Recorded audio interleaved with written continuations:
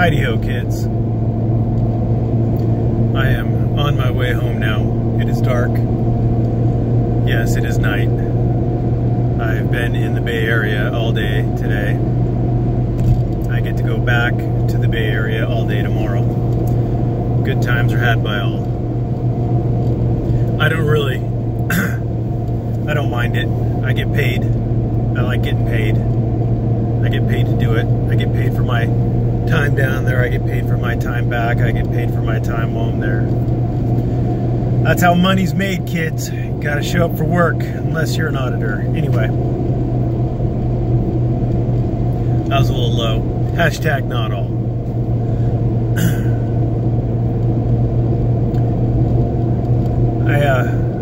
I got three things sort of I want to talk about. None of it's really... My brain's a little fried right now, so you'll have to forgive me. Well, you don't have to forgive me. I guess you never have to forgive me. Hello, mister. Are you going to try to get over here? Learn to merge. The first thing I want to talk about is a video I just watched. It was Texas sheepdog. It was a little speech he gave, and you know, good on him. He gave a little speech about how if you have tickets, show up, or warrants, show up to court, take care of them. That is excellent advice. I support him in that. If you make a mess, clean it up. If you have a problem, fix it. Don't hide from it. It'll only get worse. But then he went on to say stuff about how I guess it's like he's proud of it. The court has had to hire a police officer to be there in case he shows up. He has been so disruptive in that court that he's costing you and me. Well, probably not me, but if you live in Texas, if you live in that area of Texas, he's definitely costing you. And actually, I believe that a lot of police stations or police agencies and sheriff's offices get federal funding. So you might be costing everybody extra money to have an officer on hand because of his shenanigans at a courthouse. And what has he gained from his shenanigans at the courthouse? If I remember correctly, he used to try to go in there and film, and I think somebody took his phone and chucked it. Shouldn't have done that. That is not a good move for a security officer to do. And that security officer Jack should sue that guy and get compensated for his losses. But you still can't film in that court, can you, Jack? So he's gained nothing, but he's cost the taxpayer money.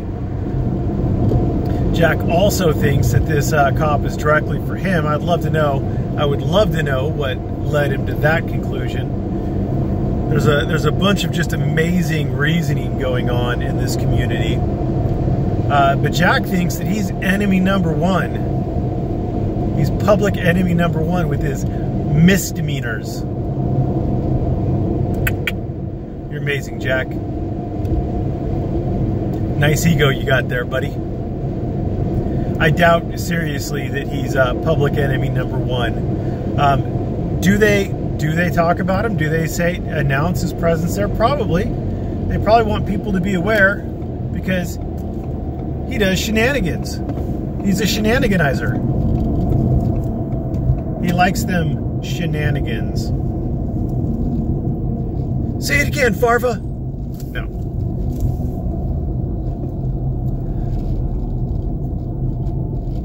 So that's a little bit of hubris there, but beyond that, you know, good point. You know, go take care of your warrants. Don't forget that you have court dates. I guess his life was just too busy, and he just plumb forgot about court dates. All right. Oh, kids these days. And make sure you mention Cohen v. California. because California Guardian is assured that Cone v. California means that you can't get a ticket or anything like that for shouting obscenities at police officers. So we'll find out which way that one breaks out. Now, for the small-minded out there, let me reiterate my stance on hate speech and on fighting words. I am against the fighting words doctrine. I don't believe that there are any words out there that are so heinous that they should excuse someone from instantly having to retaliate physically. I think that's retarded, and I think that is the wrong impression that the court set, and I think that being able to say fuck you to anyone should be a constitutionally protected activity, and right now it's not, because of the fighting words doctrine, fighting words exception, or whatever. So I'm against that. So I don't think that what Jack did should be illegal, but it probably is. I don't think he should be punished for it, but he probably will be, because that is the current state of the law. And I don't think Jack has got the right profile, the right background to carry that one to the Supreme Court to finally get, what is it, Chaplinsky overturned.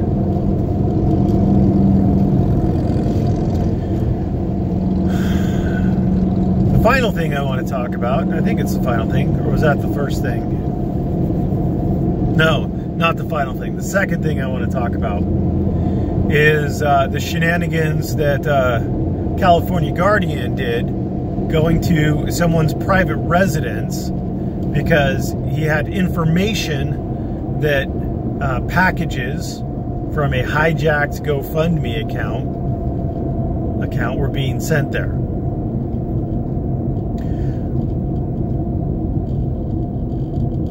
Vigilante justice is frowned upon, and there's a reason why you get a trial, a fair trial, and they don't rely on the Fighting Irish going out there to determine that you're probably the person who did it, because in December you got mail packages and you got FedEx packages.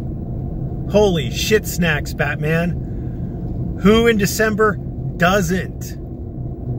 Christ on a cracker, the deductive reasoning going on was just mwah! So he's got this person's name and address on blast as being the criminal.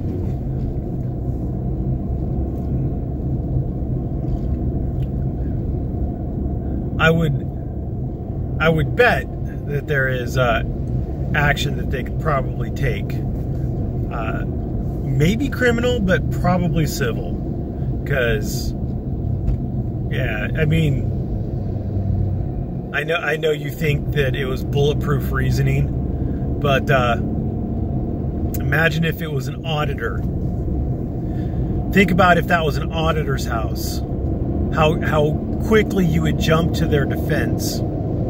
Or if you're anti-auditor, think if that was a policeman's house. Think about how quickly you would jump to their defense and think, well, maybe not. You know, just today, I got a weird email from GoFundMe saying that, thanking me for my fraud report on Tara Olson. Imagine my shock. I've never been on GoFundMe. I don't have a GoFundMe account. I've never filed a fraud report on it. To the best of my knowledge, there was nothing fraudulent about her GoFundMe.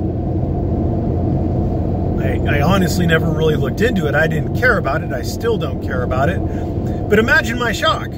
I was shocked. And then I looked at the details, and they sent it to Lou Stefano at johnnyreetveld@gmail.com.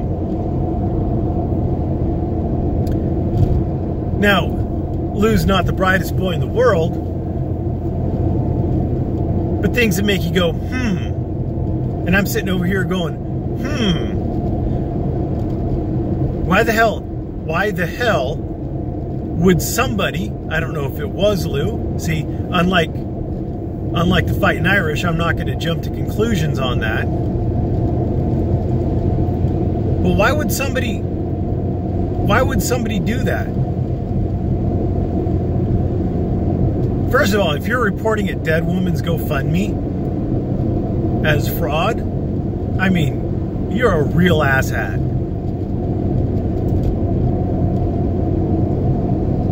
You know, at this point in time, I don't even know if Johnny 50 has access to it, because it might have been in her name or whatever. But you know, technically that's going to be his money if they were in fact married and all that other fun stuff. And I'm sure that maybe he wants to use that to, I don't know, bury her, pay off whatever final medical bill she had. Christ.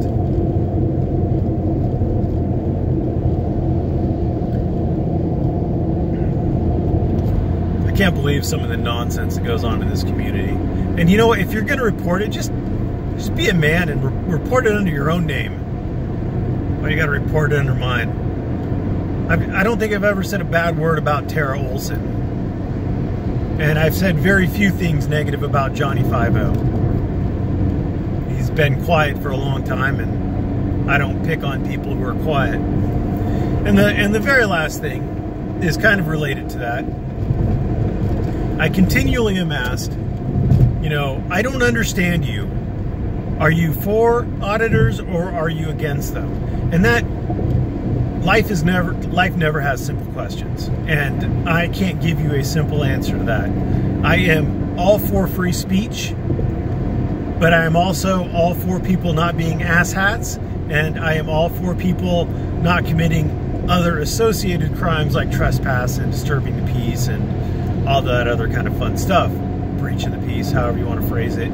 Resisting, obstructing, all that jazz.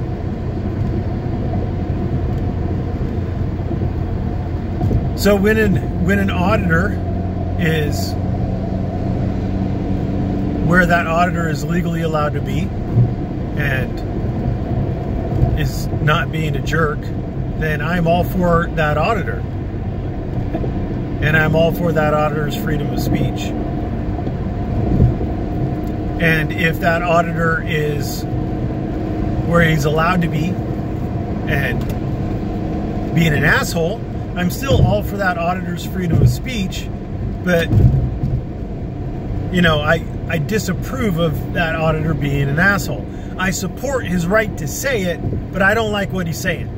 Just like racism. I support your right to be racist and to say racist things, but I don't like racism. So, I'm a free speech absolutist. I really think that there should be nothing that you say that should be prohibited. Cameras are a little different. Cameras, there can be a time and a place, but speech, yeah. And then finally, if you're not where you're allowed to be, if you're breaking the law, or you're in some place where filming is rightfully prohibited, like in a DMV, or a tax collector's office, or the children's section of a library, or in a school, then at that point I don't support you at all. You need to follow the law, and if you don't like the law, then you need to change the law, and being an asshole isn't going to get that law changed. So that, in a nutshell, is my position on auditors. There are some auditors who I think do it right the vast majority of the time. Jeff Gray, Bunny Boots Inc., Man in Black, Desert Sentinel, Philip Turner, Earl when he's not being an asshat. Yeah, Earl pretty much stays on public forums. I mean, Earl is an excellent auditor when he's not trying to provoke confrontations by chasing down agents and trying to interact with them when they don't even want to detain him.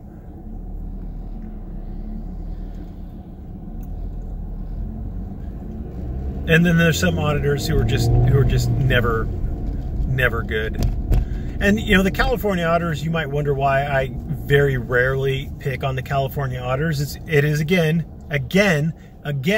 because the California Constitution and case law based on the California Constitution grants rights far exceeding what the First Amendment grants. Far exceeding. You have, as long as what you're doing is not fundamentally incompatible with the use of that area. It's not an Adderley test. It is way stronger than Adderley in favor of protecting your right to film. So the auditors in California aren't First Amendment auditors. They're the California Article 1, Section 8, I think, auditors, if I remember correctly. It's been a long time since I looked at the California Constitution. But that's why I don't pick on California auditors, is because there's just an insane amount of protection for California auditors. Anyway, that's all we got for today, kids. Thank you for watching. It's not raining now. I don't know if it's going to rain tomorrow. If it rains tomorrow, obviously you won't get a video. And if it doesn't rain, you just might. Thanks for watching. Have a great night.